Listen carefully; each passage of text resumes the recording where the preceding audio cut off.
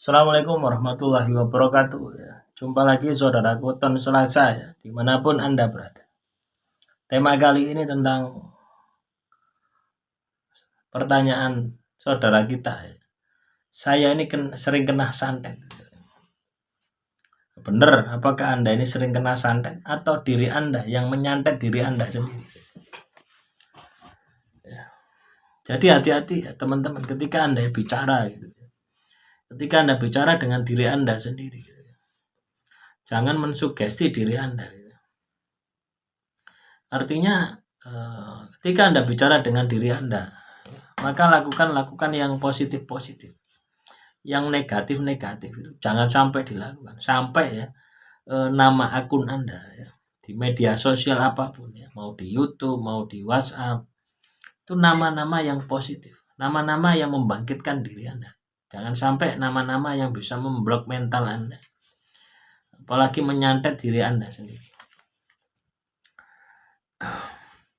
Soal katakanlah ya, ketika santet itu ya, menyerang diri Anda sakit, ya.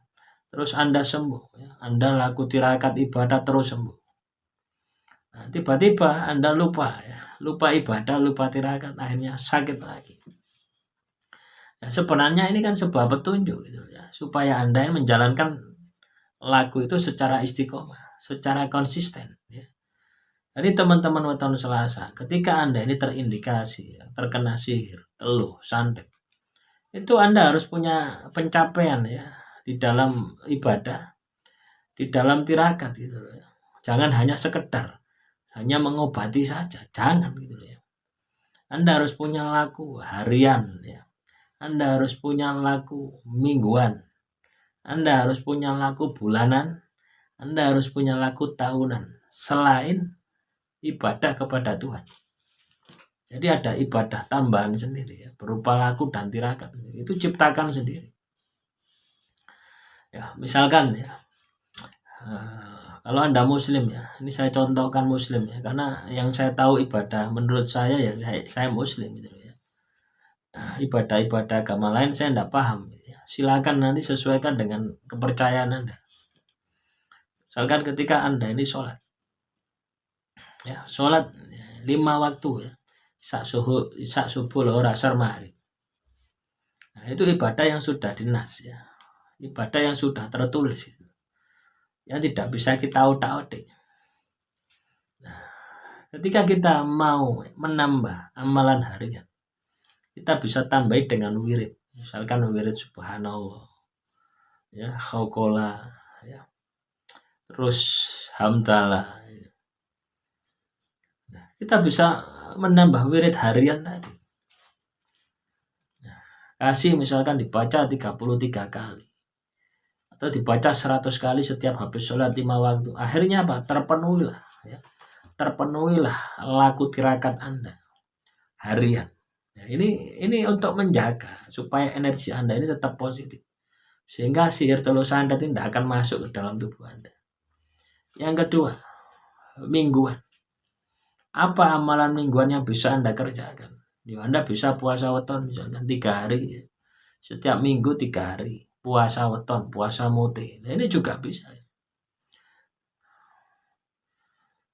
Bulanan, ini juga bisa ya. Puasa weton bulanan juga bisa. Mingguan juga bisa.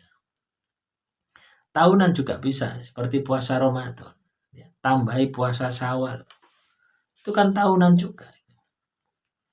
Nah, yang perlu kita sikapi ya, teman-teman weton Selasa ya. Ketika terjadi ya, gesekan energi yang mengakibatkan diri Anda itu sakit gitu ya, secara jasad ya, tapi secara ruhani Anda tidak sakit gitu ya. Artinya tidak mengeluh, tidak sedih, tidak stres, itu kan ya tidak masalah gitu. Nah, dari situ ya, kalau kita berpikir positif, keberadaan santet, sihir, teluh yang ada di dalam tubuh Anda ini bisa menjadi kontrol ya, supaya Anda ini tetap menjalankan ibadah kepada Tuhan, supaya Anda ini tetap bisa menjalankan laku tirakat. Loh, enak gitu. Kita itu ada alarm. Misalkan ya, kalau saya tidak ibadah, kalau saya tidak tirakat, saya ini sakit-sakitan. Jadi Anda bisa membalik sebuah keadaan dari keadaan terkena sihir teluh santet menjadi keadaan yang agamis gitu ya. Keadaan yang berspiritual. Ya. Jadi sihir teluh santet itu ketika kita lihat dari sudut pandang positif, hasilnya yang kita dapatkan juga bisa positif. Akan menambah keimanan kita kepada Tuhan. Akan menambah ibadah kita kepada Tuhan. Semua macam-macam ya.